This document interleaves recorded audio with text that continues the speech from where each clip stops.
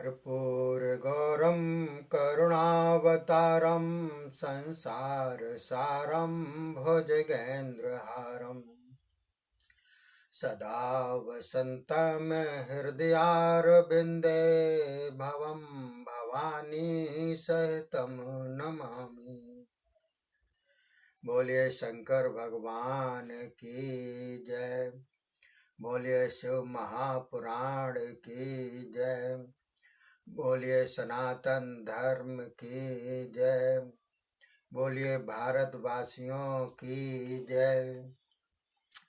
साथियों, शिव महापुराण के अंतर्गत मैं आपको 17वां अध्याय सुना रहा हूँ। आज इस वीडियो के अंतर्गत पिछले कई दिनों से मैं आपको धारावाहिक शिव महापुराण सुना रहा हूँ। आप इससे अपने जीवन से भुक्ति और मुक्ति ये प्रदाता है शिव महापुराण, तो आप ध्यान पूर्वक सुनिएगा। इसमें ब्रह्मा जी और नारद जी के संवाद के द्वारा हम और आपको सभी को शिव महापुराण की कथा सुनाई जा रही है। तो ब्रह्मा जी बोले, हे नारद जी, नंदा व्रत के आखिरी दिनों में जब कि भगवती सती ध्यान में मग्न हो रही थीं, तभी महादेव जी झट प्रकट हो गए। भगवती ने अपने नेत्रों द्वारा उनका दर्शन किया। वे सर्वांग गोरे वर्ण के 5 मुख वाले, 3 नेत्र वाले, जिनके मस्तक पर जटाजूट और चंद्रकला शोभायमान थी। वे नीलकंठ 4 भुजाधारे, स्त्रियों के मन को हरण करने वाले, चंद्रमा के समान मुख वाले, भस्म धारण किए हुए महादेव जी सम्मुख खड़े थे। सती ने दर्शन करके प्रेम से प्रणाम किया। श्री महादेव जी उस व्रत वाली सती को अपनी पत्नी बनाने की इच्छा से उसे तप का फल देने के लिए बोले, हे दक्ष पुत्री, सती तुमने बहुत सुंदर व्रत धारण किया है। मैं प्रसन्न हूँ। मुझसे अपनी इच्छानुसार वर मांगो। ब्रह्मा जी बोले, हे नारद जी, जगत के स्वामी शंकर भगवान उसके मन की बात जानते हुए भी उसके मुख से कहलाने की अभिलाषा से, उन मनोहर शब्दों को सुनने की इच्छा से बोले, किंतु लज्जा के कारण सती कुछ न कह सकी। श्री महादेव जी ने मनोहर वचन सुनकर प्रेम मग्न हो गई। भक्त वत्सल भगवान उसके अथाह प्रेम को जानकर अति प्रसन्न हुए। उसकी भक्ति के अधीन होकर फिर बोले, वर मांगो। फिर भी लज्जा के कारण सती ने कुछ नहीं कहा। आखिर श्री महादेव जी वृषध्वज भगवान को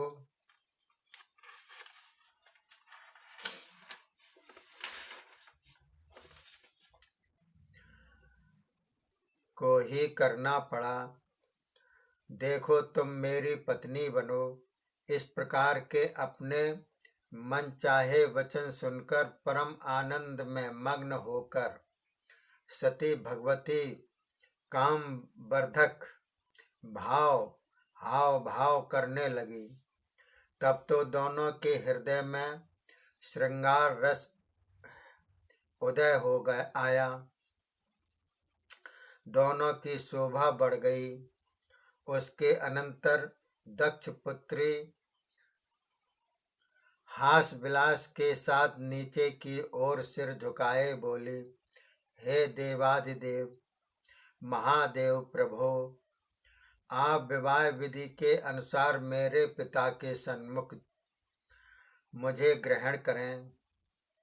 ब्रह्मा जी बोले। इस प्रकार सुनकर अंतर्यामी महादेव जी ने सती की ओर देखकर प्रसन्नता पूर्वक कह दिया, तथास्तु, अर्थात ऐसा ही हो। सती भगवती को परम प्रसन्नता हुई। वह आनंद की अवस्था में अपनी माता के पास दौड़ी गई और शंकर भी अपने स्थान पर पधारे। वे सती के वियोग में अपने योग में बड़ी कठिनता से भी न लग सके। तब तो लौकिक मनुष्यों की तरह अपने पूर्ण मन से मुझ ब्रह्मा जी को स्मरण किया। मैं भी सरस्वती जी को साथ लेकर उनके पास पहुंच गया।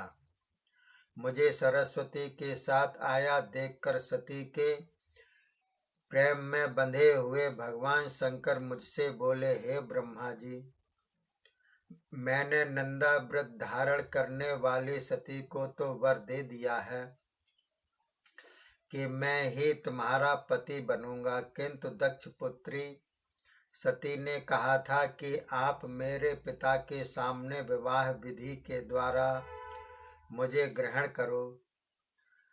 मैंने तो उसे उसकी शक्ति भक्ति के कारण पत्नी रूप में ग्रहण कर लिया, किंतु अब उसकी इच्छा पूर्ण करने के लिए आप मेरी आज्ञा से शीघ्रता करके दक्ष के पास जाओ। जिस प्रकार से वह अपनी कन्या मुझे प्रदान करे वैसे ही उसे समझा बुझाकर मेरे पास लौट आओ। तब मैंने इस प्रकार के शिव वचन सुनकर कहा, हे अंतर्यामी जगदीश, जिस प्रकार आपने कहा है ठीक वैसे ही मैंने सब देवताओं को कह दिया है। दक्ष तो स्वयं आपको कन्या समर्पित कर ही देगा, किंतु आपकी आज्ञा का पालन आवश्यक समझकर मैं दक्ष के पास जाकर के कह दूंगा कि वह अपनी कन्या का विवाह आपके साथ कर दे। ब्रह्मा जी बोले, हे नारद जी, ऐसा कहकर उनसे आज्ञा मानकर अपने विमान में बैठकर मैं दक्ष के पास चला गया। बोलिए शंकर भगवान की जय, शिव महापुराण की जय। ये अध्याय समाप्त होता है। अगला 18वां अध्याय है, जिसके अंतर्गत विवाह देवताओं के साथ शंकर गमन किस प्रकार से होता है ये बतलाया जा रहा है। तो आप जो है निरंतर सुनते रहिएगा हमारी इस महापुराण कथा को। तब तक के लिए धन्यवाद। जय हिंद, जय भारत।